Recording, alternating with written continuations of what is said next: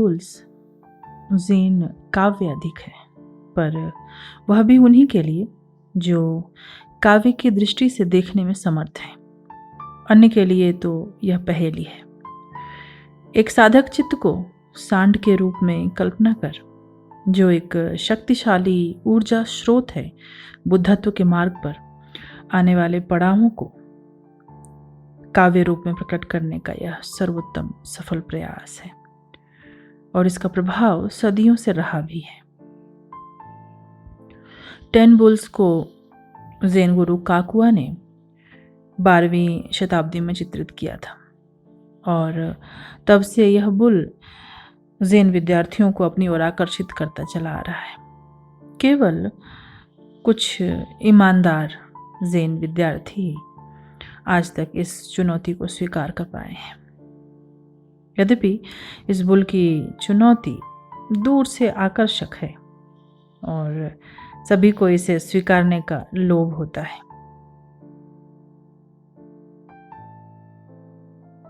पर बुल के पैरों तले और उसके विशाल सींगों के आघात से घायल होने वाले हजारों साधक आपको यहाँ वहाँ घूमते यह बोलते मिल जाएंगे कि बुल उनका सेवक हो चुका है और वे स्वामी।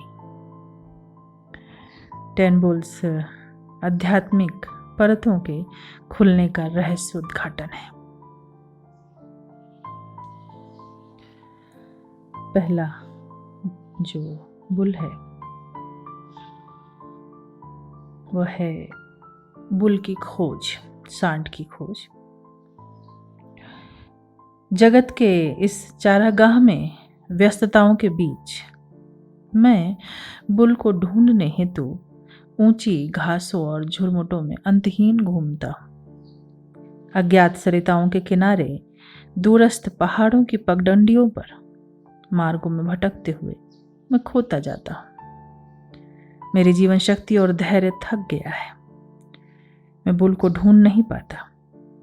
अब सिर्फ रात्रि को झिंगुरों की आवाजें जंगल में गूंजती सुनाई पड़ती हैं।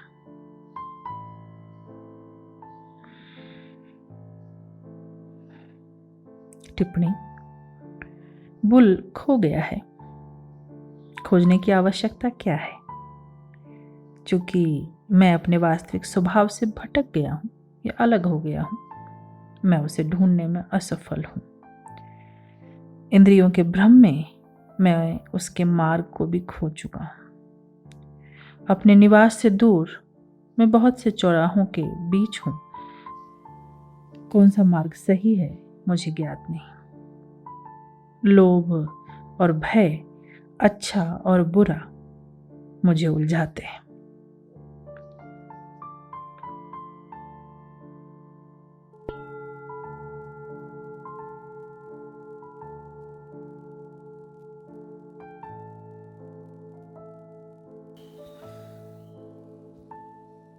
आज की ज़ेन कथा।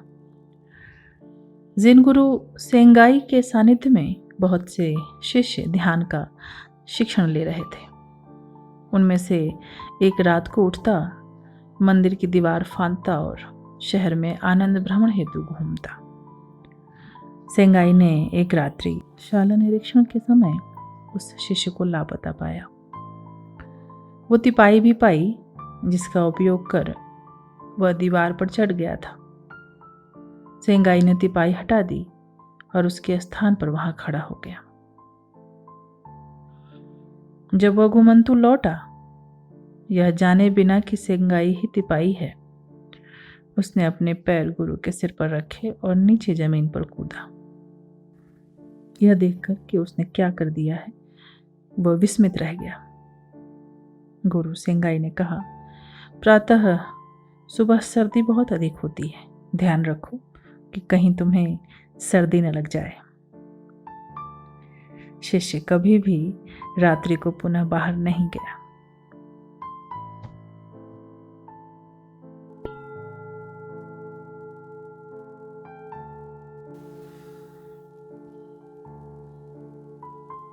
आज की यह ज़ेन कथा पूरी हुई।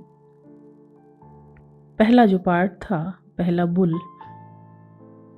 कि कैसे हमारे भीतर की जो शक्ति का जो स्रोत है, जो हम हैं। हम देखते हैं ना, बचपन में बच्चा जब पैदा होता है, किसी का भी, वो जानवर का बच्चा हो या इंसान का, क्या कितनी मासूमियत, कितना सच्चापन होता है जो वो सीधा लेके आता है।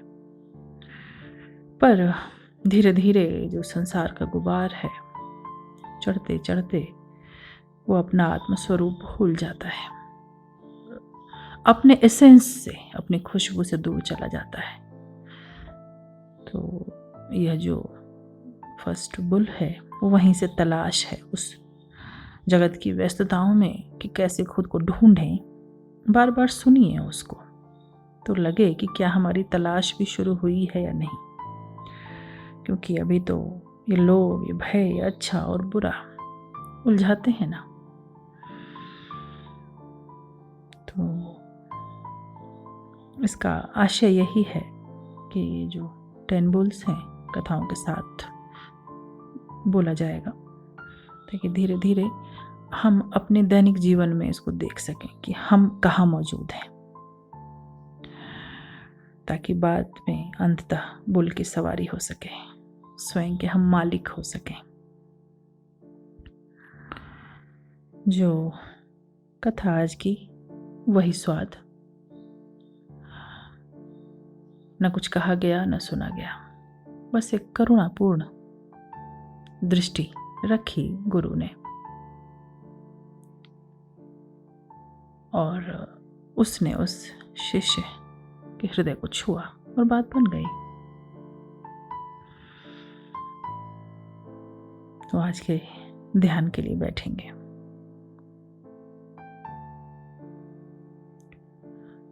शरीर को बिल्कुल आराम से करके बैठिए। सीधा हो शरीर तो अच्छा, लेकिन उसका तनाव नहीं।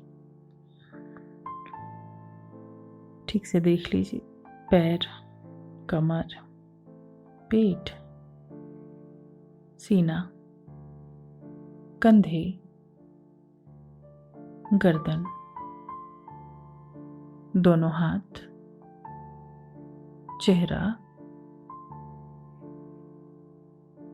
सब आराम से रिलैक्स है। श्वास आराम से चल रही है, सहजता से आ रही है और जा रही है।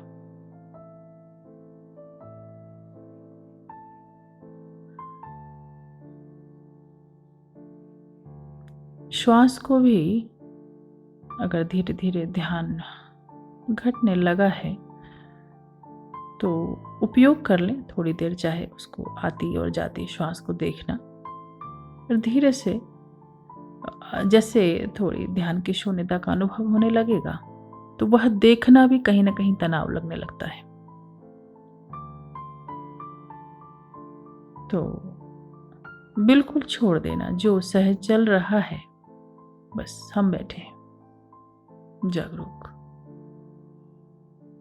मैं कुछ भी कर रहा हूं इसका भाव नहीं, बस मैं हूं।